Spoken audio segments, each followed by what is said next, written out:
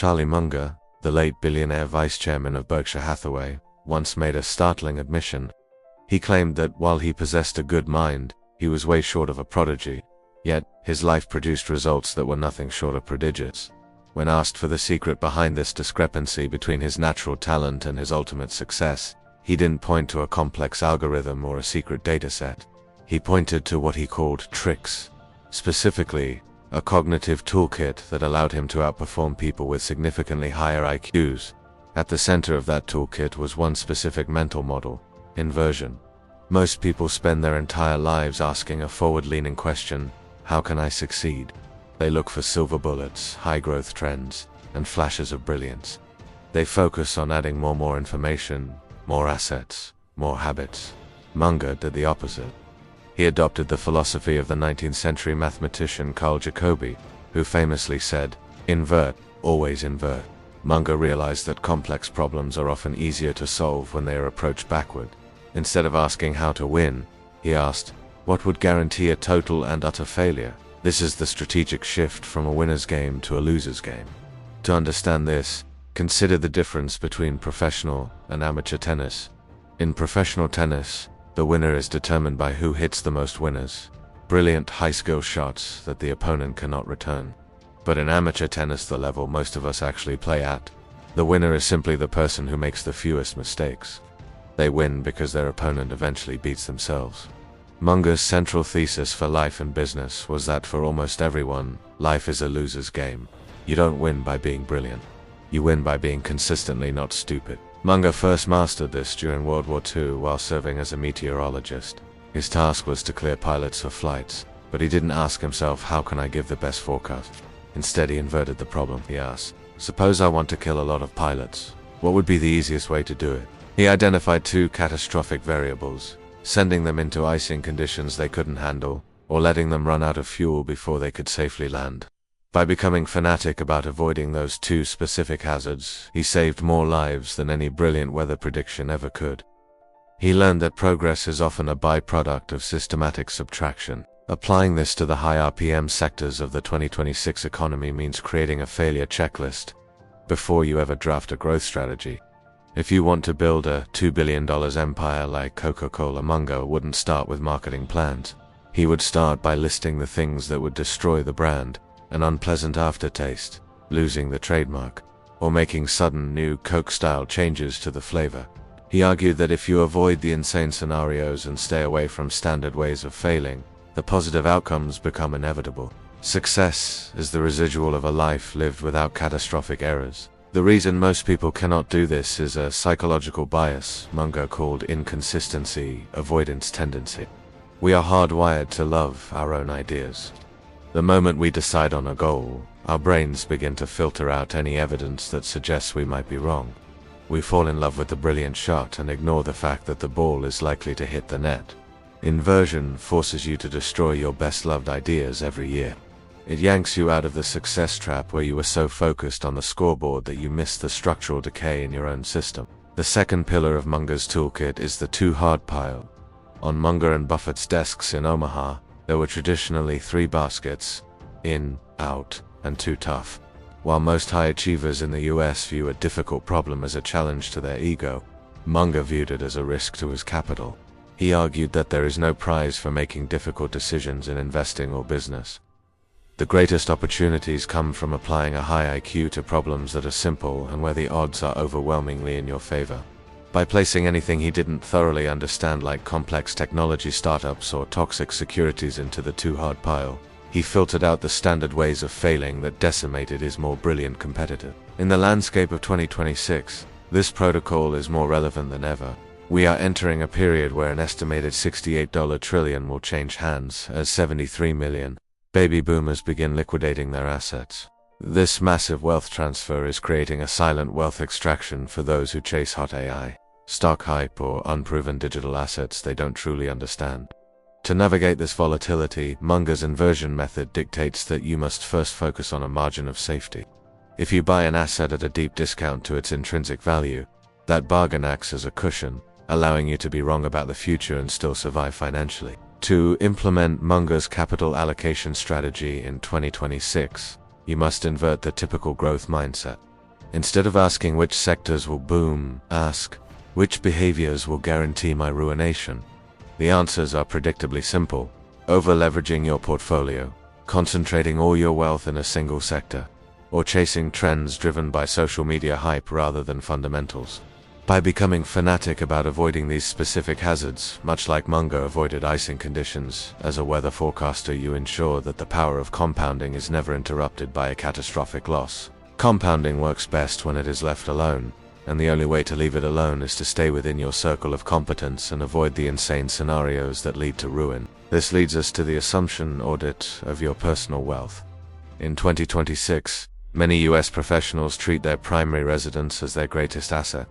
But a first principles analysis reveals the opposite. A house is often a liability that consumes capital through taxes, maintenance, and interest while providing zero cash flow. To build real wealth, you must invert your relationship with your environment. You don't look for stability through debt-heavy ownership. You look for asymmetric upside where the downside is capped by a margin of safety and the upside is unlimited. This shift requires the discipline to be consistently not stupid by maintaining significant cash reserves, sometimes as high as $40 to capture opportunities when the rest of the market is forced into liquidation. To master the Munger method in the volatile environment of 2026, you must implement the checklist manifesto. Munger observed that even the most brilliant individuals, surgeons, pilots, and high-stakes investors are prone to catastrophic errors because of the sheer complexity of modern life. A checklist is not for the person who doesn't know what they're doing. It is for the elite professional who is smart enough to know they are fallible. By maintaining a standard Stupidities checklist, you create a physical barrier against the psychological poisons that destroy wealth. Before you sign any contract or move any capital, you must check for the presence of envy, the influence of high-commission salespeople, and the social proof of the herd. If a single red flag appears, you don't optimize, you walk away. This leads to the most dangerous phenomenon in the 2026 market, the Lollapalooza effect. This occurs when 3 or 4 psychological biases act in the same direction at the same time, leading to a massive nonlinear shift in human behavior. It is the catalyst behind every bubble and every crash. When a new technology or asset class is backed by powerful incentives, fueled by the fear of missing out, FOMO, and validated by the collective social proof of your peers, you are in a Lollapalooza moment. In these scenarios, reasoning by analogy will lead you to the slaughter. Only inversion can save you. By asking, what must happen for this entire sector to collapse? You see the structural cracks while everyone else is blinded by the hype. The final step in avoiding long-term failure is the multidisciplinary synthesis. Munger argued that if you only know one discipline like economics or law, you are like a one-legged man in an Askikin contest. You will inevitably over-apply your narrow expertise to a problem it cannot solve. To build a lattice of universal wisdom, you must borrow the big ideas from the big disciplines. The laws of thermodynamics from physics, the power of compounding from mathematics, and the concept of niches from biology. When you array your life experiences across this latticework, you stop seeing isolated events and start seeing the underlying systems. You become the architect of a reality that is structurally designed to succeed because you have systematically eliminated the possibility of failure. Ultimately, the choice to stop chasing success and start avoiding failure is a choice for the long game. It is the decision to prioritize position over impulse and consistency over brilliance. In a 2026 economy that rewards performance over personality, your intellectual edge is your ability to be the only person in the room who isn't beating themselves. You don't need a high-frequency trading algorithm or a team of consultants. You just need the discipline to stay within your circle of competence, use your checklists, and invert. Always invert. Success is not a prize to be hunted.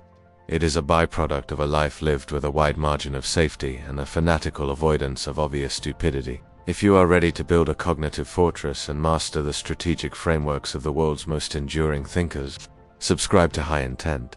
We don't chase trends, we deconstruct them. Each week, we provide the blueprints that allow you to map the territory of reality and find the uncontested blue oceans of opportunity. The future belongs to the high-intent thinker, the one who knows that the best way to get what they want is to avoid the things that guarantee they won't. Join us as we build the strategic blueprints for elite thinking. This has been the Charlie Munger Method. Your intellectual edge starts here. If you were to find yourself starting 2026 with $0 in savings, Munger's logic dictates that you should not view this as a catastrophe, but as an opportunity for absolute clarity. He famously argued that when you have nothing to protect, and that is freedom. Most people fail to build wealth because they are busy defending mediocre positions or protecting legacy assets that no longer serve them. To rebuild from first principles, you must focus on the survival minimum. This means conducting a brutal emergency budget where you eliminate every non-essential expense, car payments, redundant subscriptions, and status-driven consumption to stop the financial bleeding immediately. Success in 2026 is not about how much you make first. It is about how much you can stop losing. Once your foundation is stable, the blueprint moves into a maximum income sprint. Munger believed that the first $100,000 is the hardest but most essential hurdle.